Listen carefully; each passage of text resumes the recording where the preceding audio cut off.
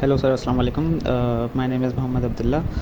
This is my project, Smart Irrigation System project based on drip irrigation. The system optimizes water usage by detecting soil moisture level and detect and control the water supply. It uses an Arduino and soil moisture sensor, a 5-volt relay module and 3.7-volt battery. The soil moisture sensor monitors the soil moisture content. If the soil is moist, the system stops the water supply. If the soil is dry, the sensor triggers the relay to turn on the water supply. I use glass water instead of soil. The relay module acts as a switch, allowing water to flow when needed and stop it when there is enough moisture.